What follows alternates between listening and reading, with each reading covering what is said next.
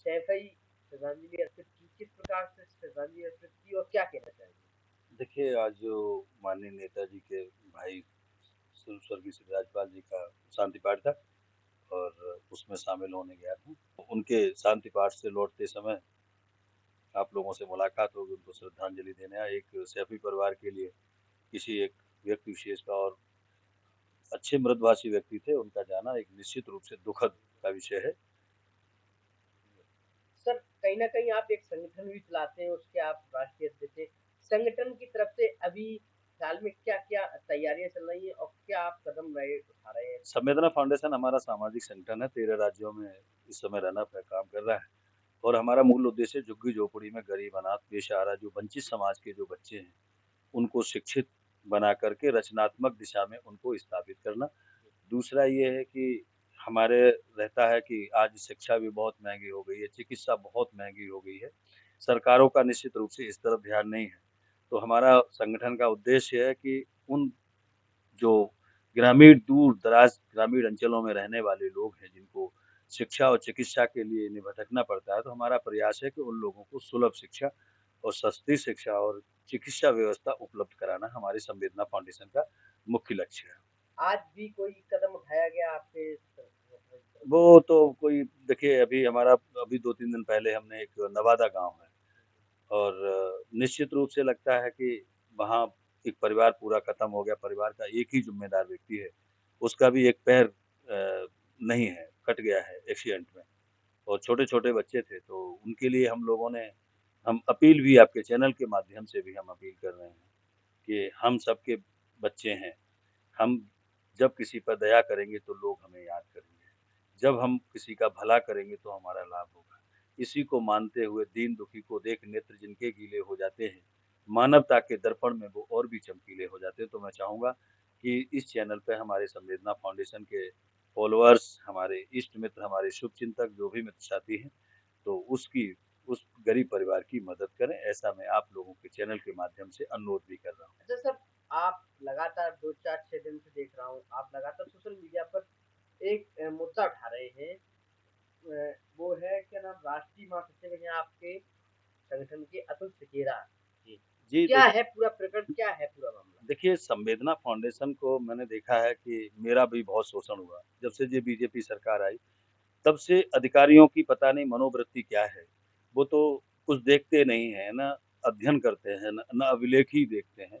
कोई एक सत्ता पक्ष का नेता किसी पर दबाव बनाता है, उसी का उत्पीड़न शुरू कर देते हैं। तो इसी तरह का जैसे मेरे साथ हुआ था, वैसे मेरे कई और संगठन के लोग भी हैं।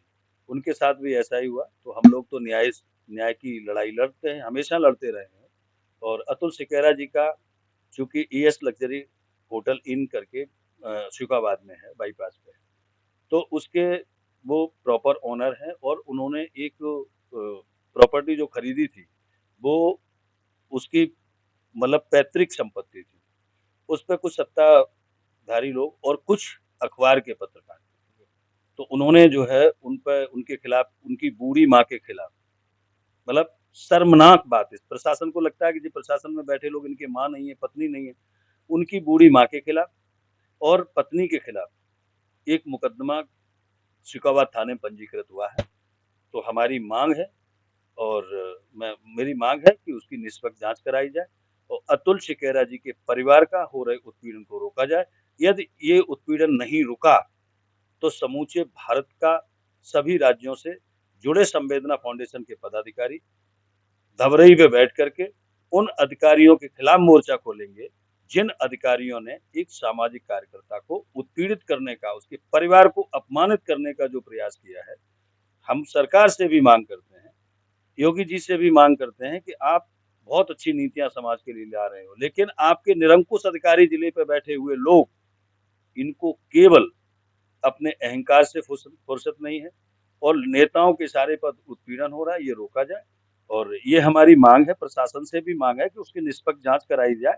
और जबकि उसके जो उनका जो होटल बना है वो 91 नंबर है और विवाद 92 नंबर का है। तो पता नहीं आंखें बंद करके अधिकारी कितने किस स्थिति में काम कर रहे हैं। उसके लिए हमारा संवेदना फाउंडेशन अपने हर कार्यकर्ता के लिए, हर पदाधिकारी के लिए खुलेआम सड़क पे लड़ेगा, संसद तक लड़ेगा। अच्छा, आपके संगठन की भविष्य की क्या तैयारियाँ हैं? भविष्य की हमारी तैयारी है कि आज समाज में हम बुजुर्गों का अपमान देख रहे हैं, तो हमारा लक्ष्य है कि अभी हमारी एक बैठक अभी राजस्थान में है, एक अभी हमारी मध्य प्रदेश में है, वहाँ हम लोग तय करेंगे।